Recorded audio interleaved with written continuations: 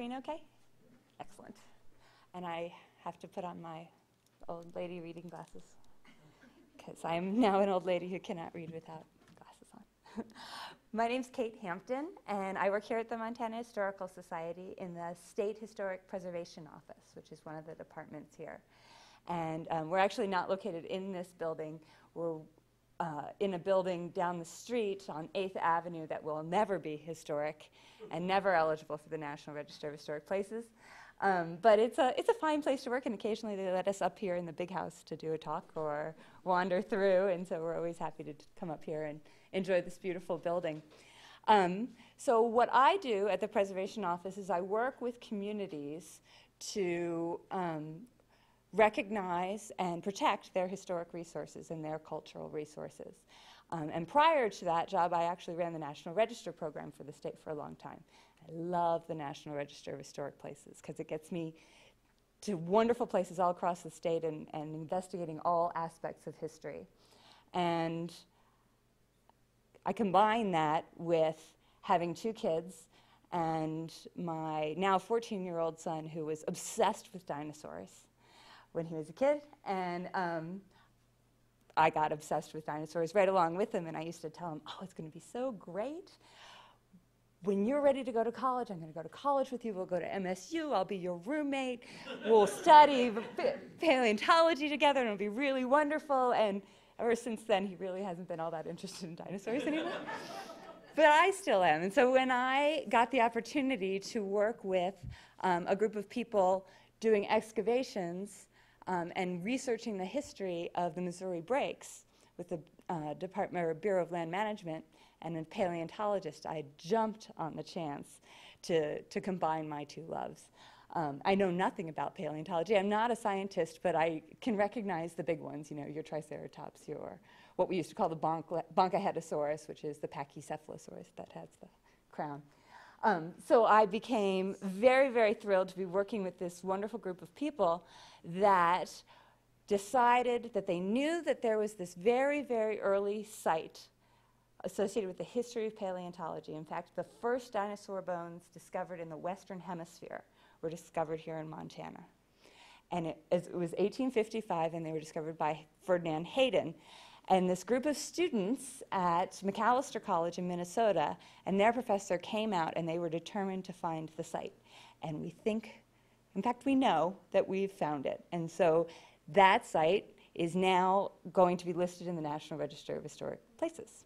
So that's how I became involved in it. And so as you can see in this picture, we're not allowed to tell you the exact location because we don't want people going up and digging up bones. But you get a pretty good idea. Do you guys know where the PN Ranch is, or the PN Ferry there? It's where the Judith River dumps into the Missouri River. And then there's another little creek beside it called Dog Creek, and I'm going to be talking a lot about Dog Creek tonight. And if you climb up, if Council Island is here, and I have to talk into the microphone. I have to talk into the microphone. Council Island is here on the edge in the middle of the Missouri River. And so you go up the Dog Creek drainage and then hike up shale and Cretaceous formations, and you get to this little promontory on the edge where you can kind of see over, and I'll show you lots of pictures of it.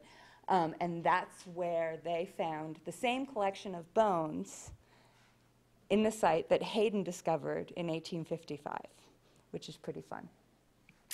So I originally did this for the history conference up in Sydney a couple of months ago, which was great fun. And so I kind of had to tie something about dinosaurs to Sydney, Montana. And so I came up with this.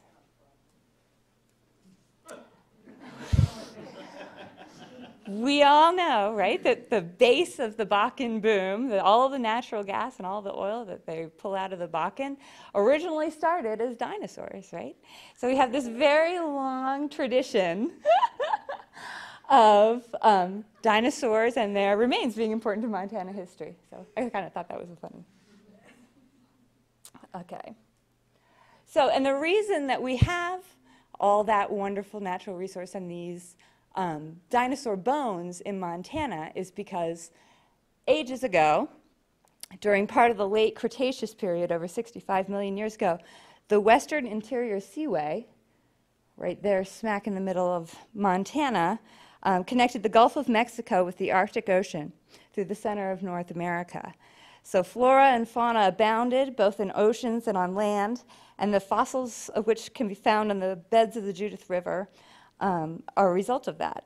And as we know, these organic materials became the petroleum deposits we derive our energy from today. But the fossil beds I'm going to talk about today, it's a very confusing map, are part of the Judith River Formation, a geological unit dating to the Upper Cretaceous period, and it's very rich in paleontological sites. And this is a map actually drawn by Ferdinand Hayden in 1860. And I thought I wanted to show it to you because it's the green parts that represent the Cretaceous rock, the rock that's going to yield those late Cretaceous dinosaur fossils. And to kind of give you an idea, this is the Missouri River coming up, arching over. I suppose I have a pointer. Missouri River, and we're actually looking in this area. The Judith River is right here, and all this nice, rich, green Cretaceous rock is the area that we're going to be looking at today. But I thought I'd start with a little history of paleontology. You know, there are archaeologists in my office. The state archaeologist is there, surrounded by archaeologists. And they're like, all we do is tell people we don't do dinosaurs, and you are turning around and you're going to talk about dinosaurs, and everybody's going to think you do dinosaurs. But we do the history of their discovery. So that is what we're going to concentrate on a bit tonight. So we're going to talk a little bit about the beginnings of paleontology.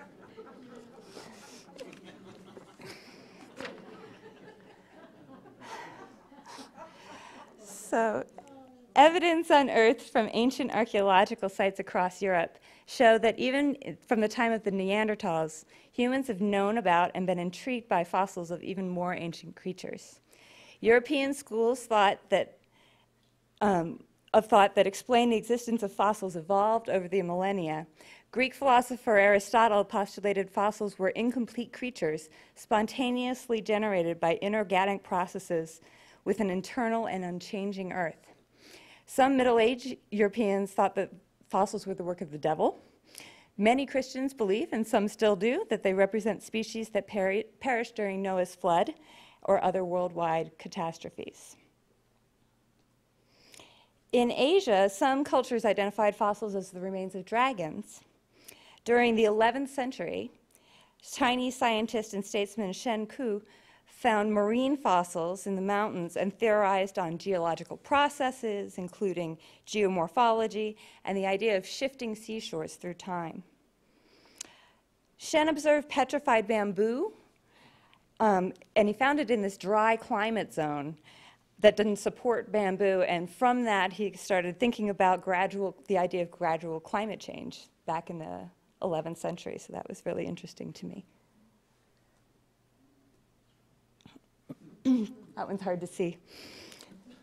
As Europe emerged from the Middle Ages, even more scientific approaches to the study of natural history began to develop. By the mid-1400s, a few scholars, including Da Vinci, recognized fossils as the remains of extinct ancient life. And by the 1600s, Danish scholar Nicholas Steno recognized the stratified nature of Earth and superposition, whereby older rocks are going to underlay new layers. So they got the idea of the older rocks are on the bottom and they're going to build up.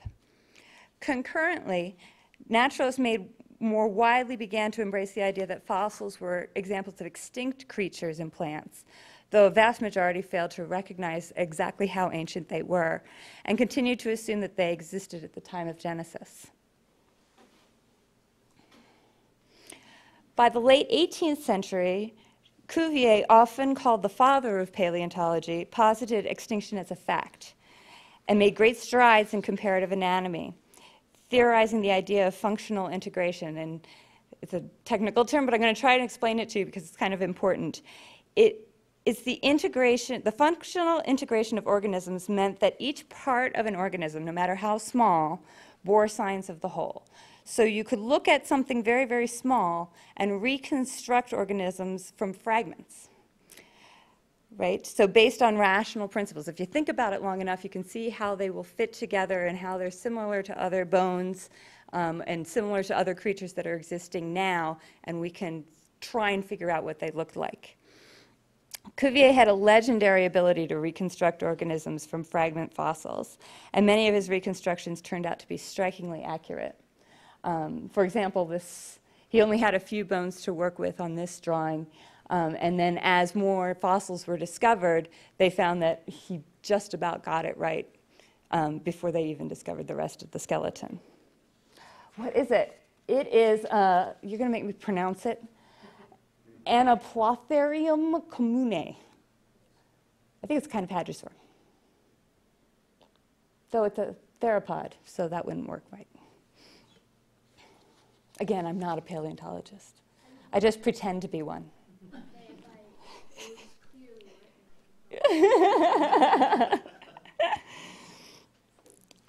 So Cuvier's work, together with the work of other scholars, instigated a wave of fossil collection. So everybody wanted to start reconstructing dinosaurs and ancient creatures. And people all over the world started collecting them and trying to identify them. By 1822, the editor of the Journal de Physique coined the term paleontology to refer to the study of these fossilized organisms. And a broader understanding of geological forces also was developing through this early 1800 period, including the principles of erosion and deposition. This understanding culminated in Charles Lyell's seminal two-volume The Principles of Geology in 1830 and 1833.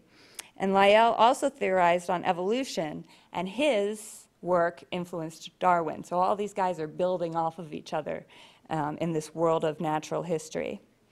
In 1842, Darwin's colleague Sir Richard Owen, a scholar of comparative anatomy, was the first to define the idea of a dinosaur, to name that taxon as Dinosauria.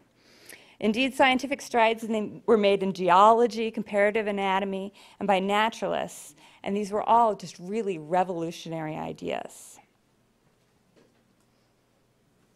So progress in geology, natural history, and paleontology extended beyond Europe, too.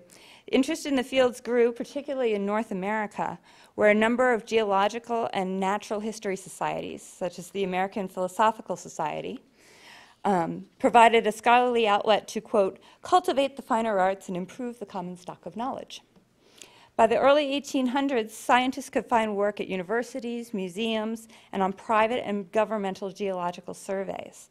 Not only were the sciences increasingly popular, the geologists and naturalists provided vast amounts of information regarding the continent's natural resources. So, the politicians were interested in this too. They wanted to know what the potential was, what we can extract from or use from this giant country of ours that had barely been explored.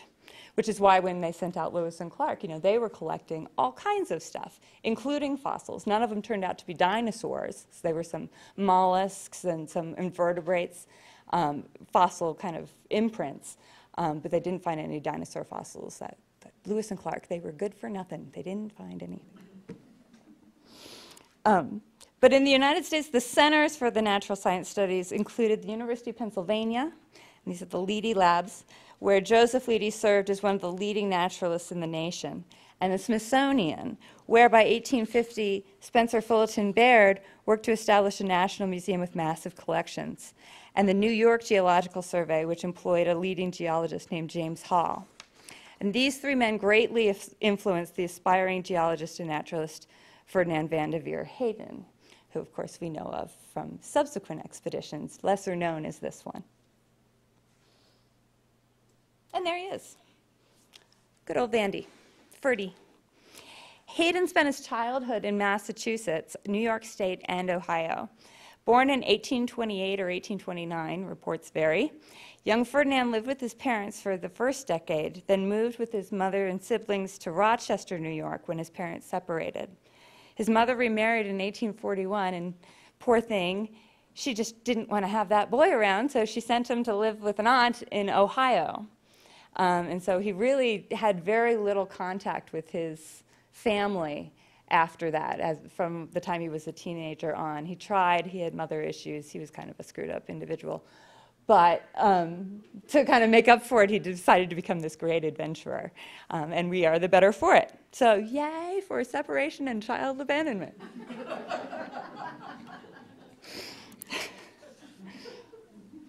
So he goes on and he traveled to Oberlin and he continued his education there in 1845.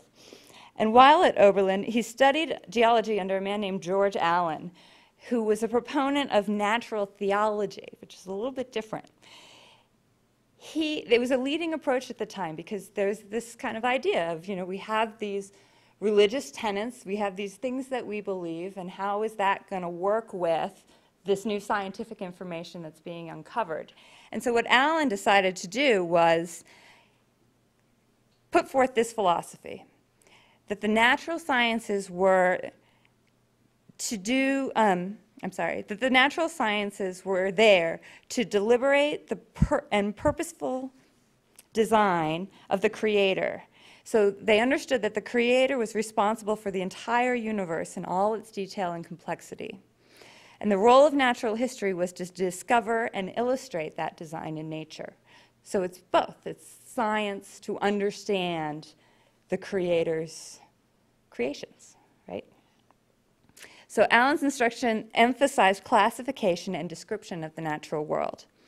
Upon graduation in 1850, Hayden supported himself by teaching, and he really didn't like to teach very much, but he liked the ladies around Oberlin and had a few friends and a few liked to go to tea and liked to, meet up with the ladies.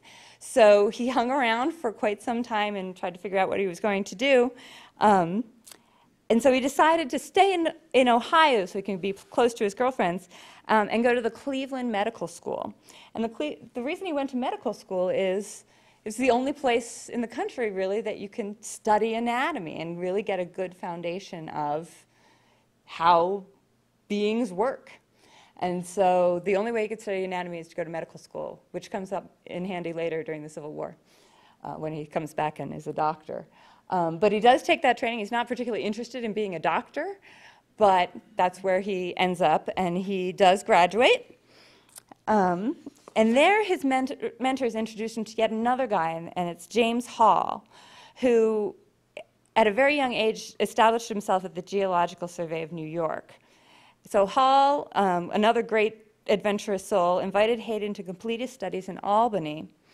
And the two, together with Hall's assistant, Fielding Bradford Meek, began planning an expedition to the Nebraska Territory to collect fossils.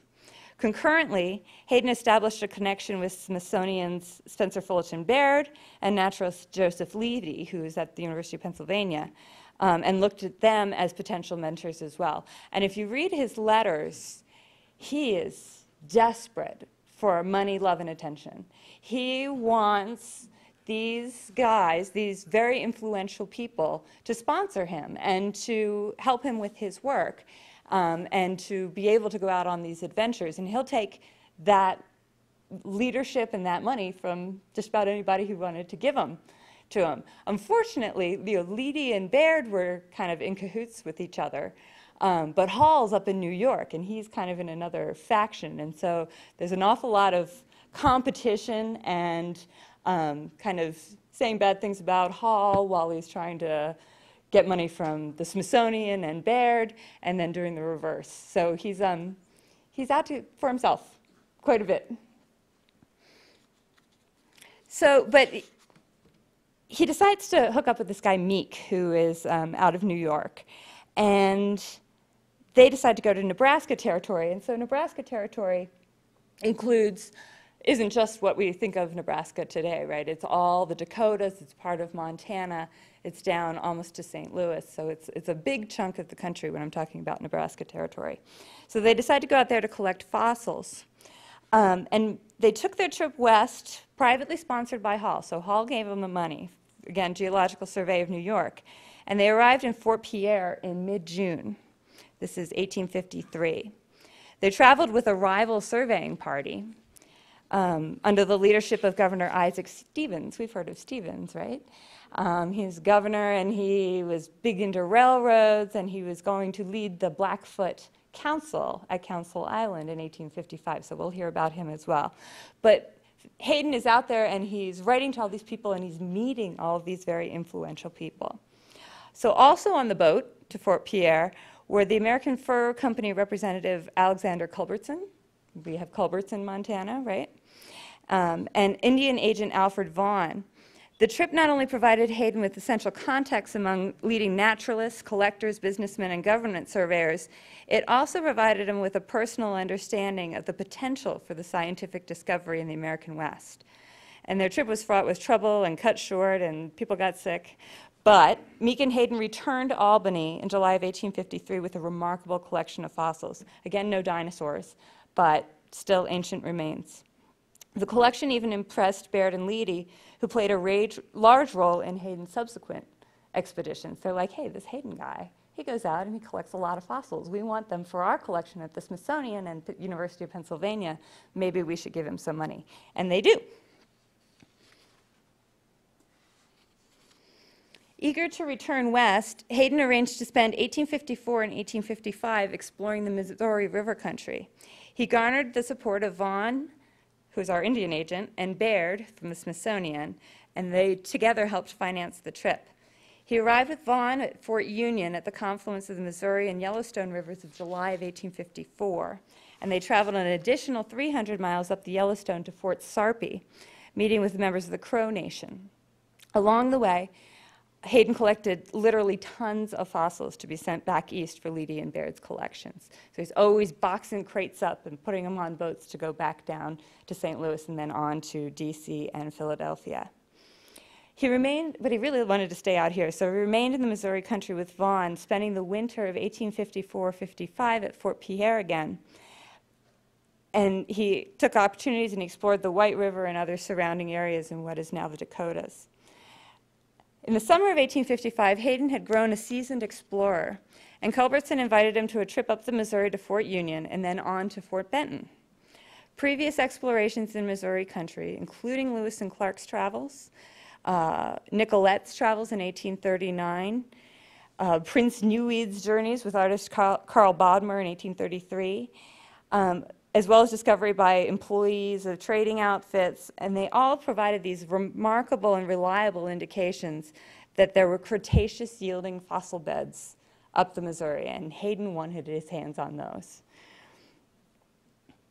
But he wanted to do a more complete study of the geology of the entire area. So he wasn't just after bones, but really he was just after bones.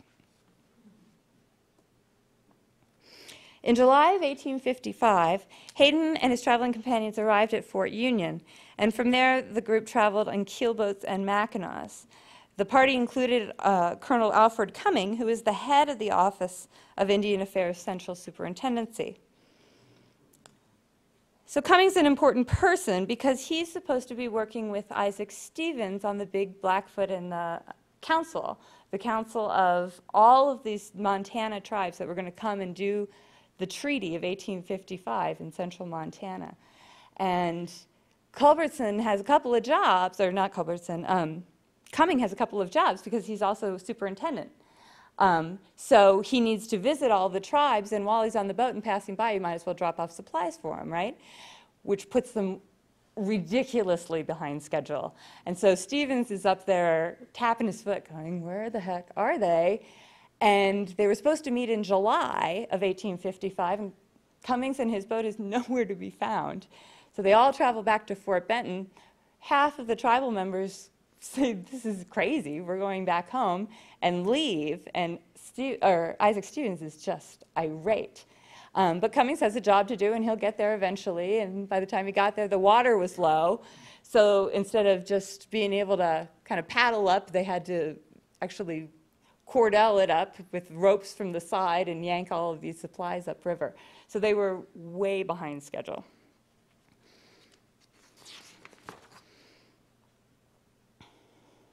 So Dave Walter, we love Dave Walter, wrote up a little bit about it. So he says, against Stevens' advice, Cumming had contracted the American Fur Company's steamboat St. Mary to transport treaty goods to Fort Union.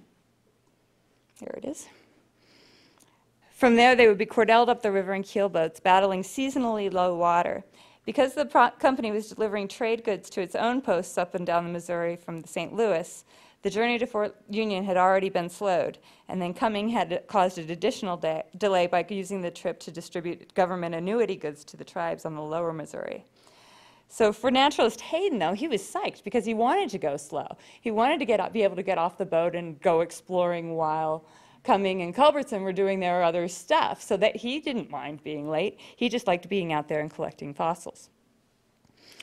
So he wrote to his friend Meek, who he had traveled with the year before, on July 17th of 1855, and he wrote, "I am now at this place on my way to Fort Benton in the Blackfoot country, 780 miles from this place by water.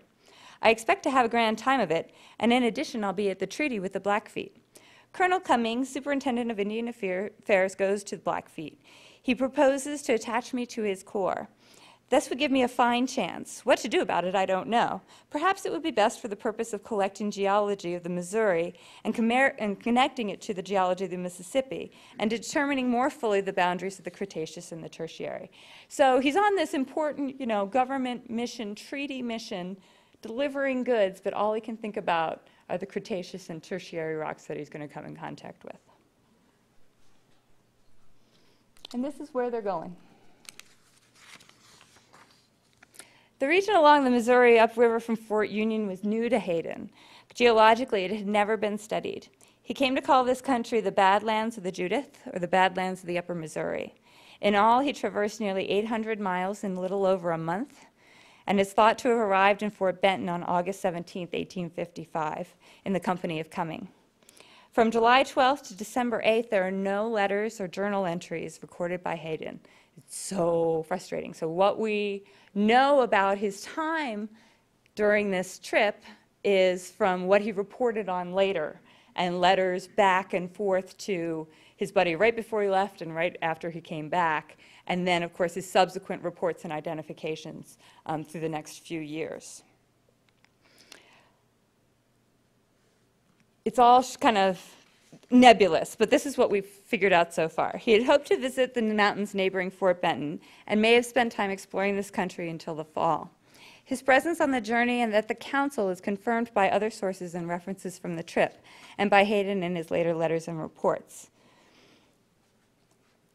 The heavily laden keelboats and Mackinaws arrived at the confluence of the Judith and Missouri rivers in mid-October. They were supposed to meet in July, and they didn't get there till October. And the commissioners resolved to relocate the planned council there. Pretty much Stevens was like, forget it, we're coming to you. So he's over in Fort Benton, and Cumming had finally landed here at the Judith Basin on Council Island, which is in the middle of the Missouri River. And Stevens said, just stay there, and we're going to tell everybody to come and meet there. So when the Cumming party arrived, there were over 3,500 tribal members present. There were supposed to be over 10,000 at this meeting, but there were still quite a few. And they represented the Piegan, Blood, Blackfeet, Gros Ventre, Flathead, Upper Pend Oreille, Kootenai, Nez Perce, and Cree tribes. Hayden served as a paid member of the commission. I think he made about $10 when the council began main deliberations on October 16, 1855. Over the next 2 days, the commissioners negotiated with the tribes present. From October 19th to the 21st, the Indian agents distributed goods to the tribes. And Hayden departed. We know he left the council ground on October 22nd.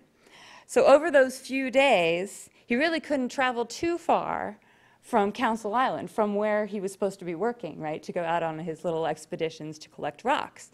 So we know that it had to be pretty darn close where he discovered these fossils, because he talks about Dog Creek, and that's where he was. So we know pretty much where he was over those few days, and that he couldn't have gotten too far in. And that led us to the clue of where the site might actually be. So over those couple of days, he explored some of the most remote and fossil-bearing country on Earth. Those paleontologists, they must have to take speech classes to be able to spit all this out. The 75-million-year-old outcrops of the Judith River Formation were easily accessed from Council Island near the mouths of the Judith River and Dog Creek. So this is what he found. Hayden's exploration of the Judith River Formation Badlands resulted in new assemblages of Cretaceous fossils from both marine and terrestrial ecosystems, so fish and land-dwelling creatures. In all, Hayden recognized that over the course of his travels through the upper Missouri country, he discovered hundreds of new species. In a December 26, 1855 letter to Baird, a supporter of his expedition, he wrote, "I made a small, but I think will prove valuable collection of vertebrate remains." Hayden shipped these fossils to Baird with the understanding that then Baird would send them to Leedy, who is our leading paleontologist and identifier at University of Pennsylvania, which he did. Leedy had published The Ancient Fauna of Nebraska in 1853 and was considered the leading paleontologist. Apparently, Baird understood the magnitude of Hayden's find because he wrote to Leedy when he sent the box of stuff over to him that some of the specimens would make your eyes water. So in March of 1856, Leedy published a description of the remains collected by Hayden in this Judith River formation. And among them were the teeth of ankylosaurs, hadrosaurs, ceratopsians, at least 2 different types of theropod dinosaur, crocodile teeth, turtle shell fragments, and the scales of garfish. These fossils hold the distinction as being the first skeletal remains of dinosaurs identified in the Western Hemisphere. Leedy's report caused a sensation and whetted the appetite of other naturalists. They didn't want him to have all the glory.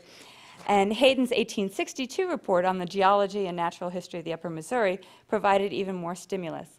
And I know the younger people in the crowd are like, when are you going to show me the dinosaurs? So I have a slide with some of the dinosaurs, just to get an idea of what we're looking at, because everybody likes pictures of dinosaurs. So these are the creatures that he found fragmentary fossils of. Remember, he didn't find any complete skeletons. He found bits of bone, teeth, mostly a lot of teeth, kind of scattered across this one site. So we have our ankylosaur, crocodilomorpha, champsosaur, hadrosaur, and theropods. Good? All right.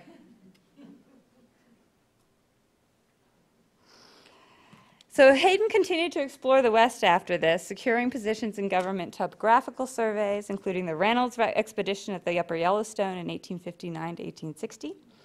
And then he returned, again, he was a medical doctor, so during the Civil War he went back and served as a medical physician.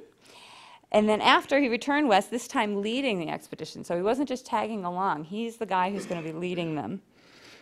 In 1867, he served as the geologist in charge of the U.S. Geological and Geographical Survey of the Territories. And in this position, he returned to Missouri and Yellowstone country, leading the expedition to what would become Yellowstone Park in 1871, and for what he is most famous. Perhaps some of you have visited the famous Hayden Valley, which is, I have a picture of it here. And it's obviously named after him. In 1877, he issued a geological and geographical atlas of Colorado, and his explorations resulted in a valuable series of volumes in all branches of natural history and economic science. Because again, it's like we want the politicians to continue to fund these surveys. And so we need to tell you what's out here and what you can, where's a good place to farm, where's a good place to mine. All that geology is going to be really, really important for conquering the West, right? By the late 1870s, a new generation of naturalists, including Edward Drinker Cope and Othniel Charles Marsh, began to dominate the scene. A contender for the directorship of the newly formed USGS in 1879, political infighting and Hayden's failing health kept him from receiving that appointment. So he's really bummed. But he came to Montana back during the mid-1880s and worked as a government geologist, and he passed away here in 1887. As a result of Hayden's extensive geological work, numerous dinosaur fossils were uncovered and brought back east for further scientific study, and much of what he brought back is still housed in the collection of the Smithsonian.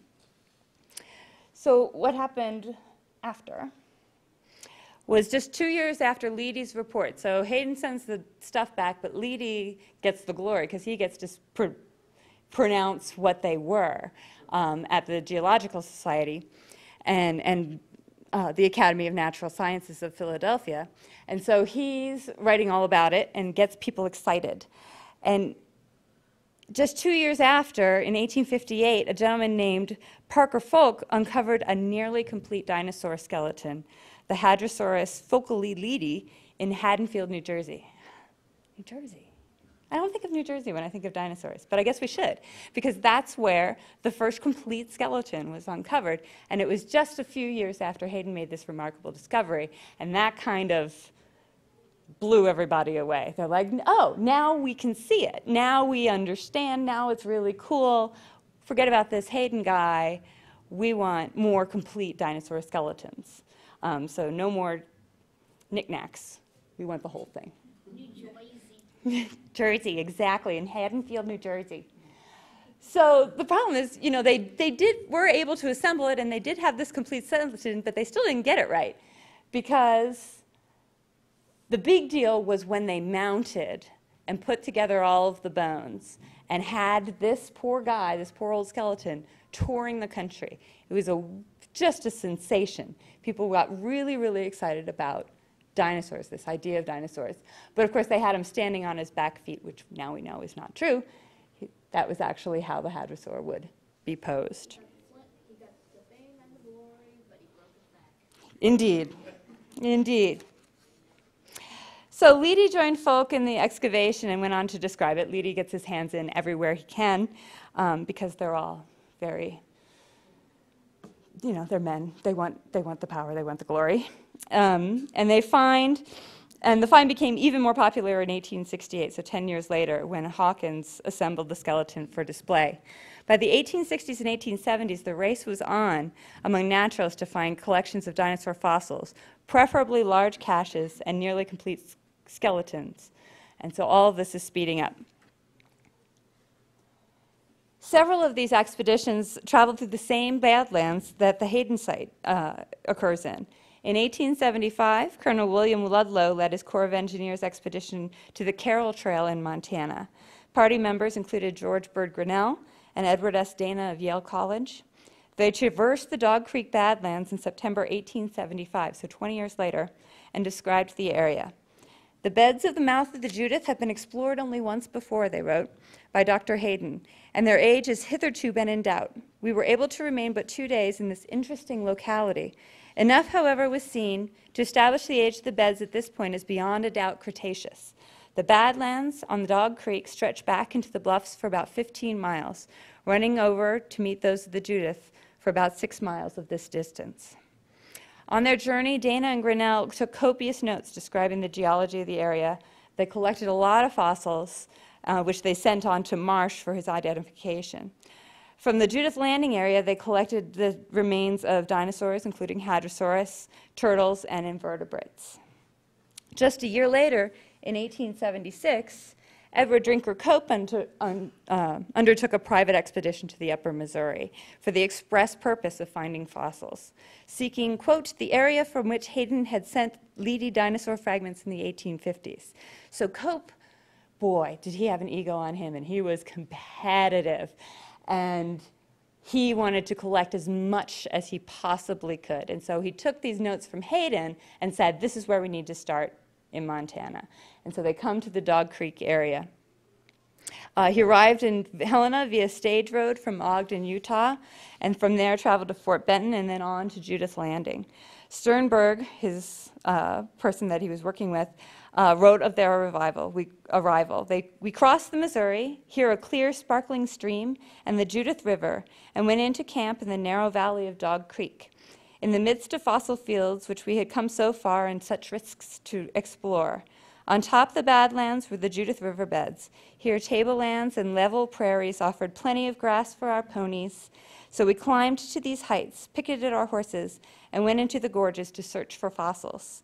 It was necessary to give the loose shale the most careful examination, as only a streak of dust a little different in color from the uniform black around it indicated where the bones were buried. More interested in finding large caches of fossils rather than isolated bones and teeth, Cope's party moved farther downstream. They set their sights on new terrain and moved approximately 30 miles east to explore the vicinity of Cow Island. You guys know where Cow Island, farther down the Missouri, excuse me. There they had better luck, and they discovered the remains of a horned dinosaur in the Upper Cretaceous Judith River Formation, which became known as, another big word, Monoclonius cressus, which of course now subsequently has a different name. These bones are now thought to be juveniles of Centrosaurus or Strichosaurus. So those, like the Triceratops, one of those big horned, fringed dinosaurs. But not a Triceratops, because not 3 horns, lots of horns. Inspired by Hayden, Dana, and Grinnell and the Cope expedition, several other parties set out for Missouri River country. In 1888, Cope's rival, Charles Marsh, sent paleontologist John Bell Hatcher to the Judith Formation area.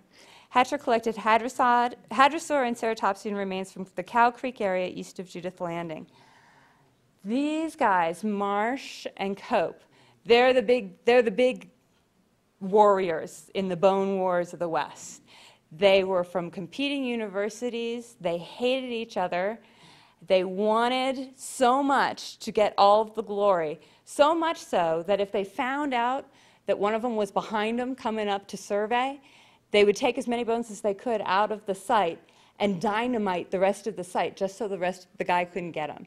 They were ridiculous and very famous and really horrible people, I really think.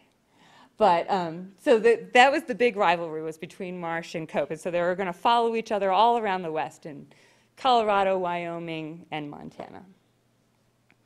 But Marsh couldn't be bothered to come up to Missouri River. He was busy doing other stuff, so he sent his buddy John Bell Hatcher to go out and outdig Cope in the Missouri country. So this intense rivalry with the deaths, kind of finally ended with the deaths of Cope in 1897 and Marsh in 1889. And they both died pretty frustrated, poor, miserable people. Men, exactly. But there was still this fairly intensive competition between various East Coast museums because they still wanted to acquire stuff and they still wanted to be able to display these specimens. So in 1903, this guy Hatcher came back again. He undertook a 2-month field investigation with a gentleman named T.W. Stanton to figure out the age of the north-central Montana's Judith River Formation more exactly. And he explored again the area west of the Judith Landing Historic District, so that PN Ranch confluence of the Judith and the Missouri. Stanton and Hatcher collected and described fossilized remains of vertebrates, invertebrates, and plants. So that's 1903. In 1914, Sternberg comes back.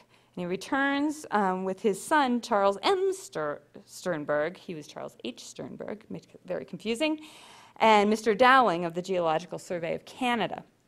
And he writes, I spent 10 days in Judith River country, going over the same region I walked over in 1876 as Professor Cope's assistant. After camping at Taffy Creek, a tributary east of Dog Creek, the group ended up in Cow Island region, and he writes, we followed the same trail traveled first by Professor Cope down the prairie level to near Cow Island, getting water at the Lone Tree Spring as in 1876. We camped near our old camp on the Missouri River. And in the vicinity of Taffy Creek, Sternberg collected a variety of marine animal teeth and scales, as well as dinosaur bones, but nothing compared to that complete skeleton, or nearly complete skeleton that he and Cope had gotten years before. He's a funny character, too. As the 20th century progressed, paleontological investigations continued across north-central Montana. Flamboyant fossil collector Barnum Brown arrived during the late 1890s, and in 1902 uncovered the first Tyrannosaurus rex remains in the Hell Creek Formation in the Missouri Breaks. Brown continued his Hell Creek excavations over the next 8 years and returned again to the Great Falls area in 1936, but he kind of traveled all over in the meantime. His discovery of the Deinonychus in southeastern Montana near Bridger in 1931 proved to be, after further excavations and research, one of the most important finds paleontologically of the 20th century. Is it Deinonychus or Deinonychus? I've always heard that it's Deinonychus, but it's open to interpretation. If you would like to call it Deinonychus. Deinonychus. I'll see. Barnum was crazy. He was crazy. You know how hot it gets in the Hell Creek Formation? But he really loved his fur coat. He was always wearing this. He just was such a dandy. He just wanted to always look fantastic, no matter where he was. If he was out and about on his barge or doing field work and digging fossils, he was always wearing that darn coat. So on a side note, this is how crazy he was. Probably not hot there in the middle of the winter. Not in the middle of the winter, right. But he was also crazy. He loved feet. He was absolutely obsessed. He had a foot fetish, dinosaur foot fetish. And it's kind of this open secret in the paleontological community. And here's the evidence: a valentine given to colleagues by Brown with a winking acknowledgement of his strange fascination. Isn't that great?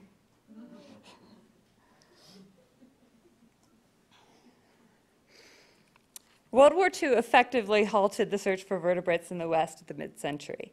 When they began again in the 1960s, expeditions had multifaceted goals and employed some different collection methods, including screening. So they weren't after those huge caches and those complete skeletons anymore so much. I mean, it was great if you can find them.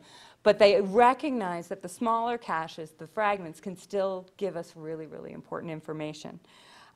During the mid-60s, a team of paleontologists from the American Museum of Natural History explored the Judith River Formation in Choteau and Blaine counties, where they collected the remains of small and large vertebrates and described the area's stratigraphy. After 1968 and through the early 1990s, several expeditions focused on the Bear Gulch limestone area in southeastern Fergus County, and subsequent work focused further east along along the Rocky Mountain front. An exciting find occurred in 1978 when Marion Brandvold and John Jack Horner discovered baby duck-billed dinosaur bones and eggshells in exposures on the Two Medicine Formation west of Choteau. While affiliated with Princeton University, then later the Museum of the Rockies, Horner undertook extensive studies of the Two Medicine Formation along the Rocky Mountain front, which began with this discovery and continue to this day. And you can go to Egg Mountain. Have you ever been up to Choteau to look at Egg Mountain? It's really fascinating and so much fun, and there's a nice interpretive panel to see what you be able to figure out what it is you want to go, what you're looking at. And it's very accessible. Go up there if you can. It's always windy, but just bring a coat, a fur coat, maybe, and enjoy it, because it's one of those places where you can actually see, not necessarily touch and feel, but you can see and understand why Montana is such an exciting place for fossil hunters. So, as I said, this is how I became interested in all this history. This is the area that we're looking at. So the red area is the original Judith Landing Historic District. 15 years ago, they established this historic district because this place is just so rich. Archaeological sites, traditional cultural sites, Council Island for that very, very important 1855 treaty. The PN Ranch is the Power Norris Ranch, one of the biggest ranches around. There are woodchucks, woodcutters, buildings and remains along the Missouri from the steamboat days. The layers of history in this place are just incredible and very, very worthy of recognition. And in that 15-year-old nomination, they're like, oh, and Hayden was here too, and might have picked up some fossils. Well, we wanted to be able to look at this place and figure out, first of all, where was Hayden? And describe a little bit more fully what Hayden's significance was and how he fits in with the district. And actually, the site does not fall within the original district boundary, so we had to do what we call an increase. So we just bump it out here to include, here's Dog Creek winding its way up into the bluffs, and then actually the Hayden site is right up in here. Please don't go up and dig dinosaur fossils out of it's federal land. You'll get in trouble, so don't do that. But now you kind of know, and when you're floating down the Missouri and you look up, you can say, oh, that's where the Hayden site is. How interesting.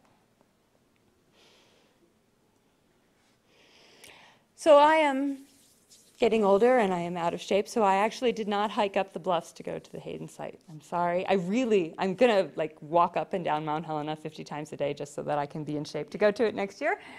I hope. But you get an idea of the approach and where these feisty college students and intrepid BLM people and paleontologists hiked actually the summer of 2012, to look and find this site. So there's the approach. You actually approach from private land on the PN Ranch, and you look up, and you can't really see the site exactly from here. It's behind this rock formation and another bluff over.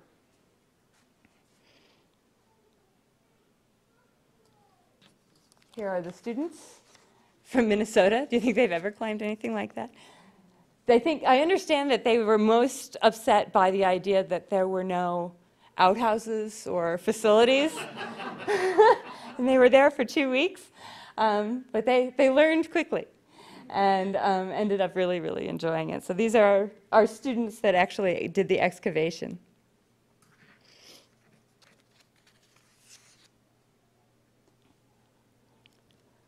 And this is what they found. I have to figure it out. So they found the remains of a disarticulated, which means pulled apart, partial skeleton of a hadrosaur, a duck-billed dinosaur, that included several broken limbs and pedal elements as well as vertebrae and ribs. In addition, they recovered pieces of plastron, carapace, limb bones of turtles, crocodile teeth and vertebrae, the vertebrae of a champiosaur, scales of a garfish, teeth of a hadrosaur, and theropod dinosaurs. So basically, that list matches almost exactly the list of fossils that Hayden pulled together. And we thought, oh, maybe it's just chance. And so they came back a couple months later, and they scoured kind of all over and did test sites and looked at all of these kind of outcroppings and exposures, and none of them matched the one they found first. And it was funny because they were just exhausted, and they finally get up to the top of this bluff, and there are a few trees kind of scattered around, very few trees, and they wanted to have lunch, and they sat under a patch of trees, looked down, and there was a dinosaur bone. And they're like, well, that was convenient, and so they ended up, and that ended up to be the place.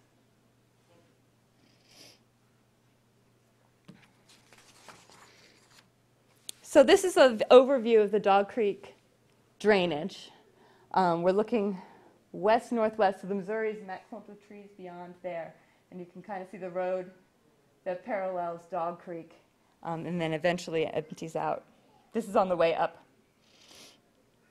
Here are they at the Hayden site itself. Somebody needs to tell that kid to take his backpack off because they're going to fall down the mountain.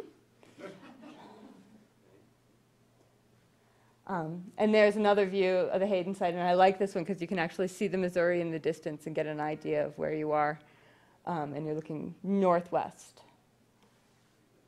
And that's Ray Rogers, a geologist who is married to Christina Curry Rogers, who was the lead paleontologist on the expedition. Here's some of the bones that was eventually unearthed at the site in 2012. This is another overview of this area that we added to the Judith Landing Historic District, and we're looking south. So we're looking from the access trail down to the south, because we actually had to add almost 900 acres to the Judith Landing Historic District to be able to pull it out and get all the way over to that Hayden site to include it. This is why I did not climb all the way up there, because I probably would have passed out around there. There's another view. Can you imagine 1855 carrying all of that stuff, including the stuff you've hauled out, on your backs up and down this? It's just incredible how hardy and lucky they were that no one really hurt themselves on these expeditions. Oh, and so now I will conclude. I got about an hour. Okay. So my conclusion is, Hayden's trek into the Dog Creek drainage in 1855 inspired the next 150 years of study. His small collection of the first dinosaur fossils found in North America sparked the interest of naturalists and fossil hunters and contributed to the science of paleontology significantly.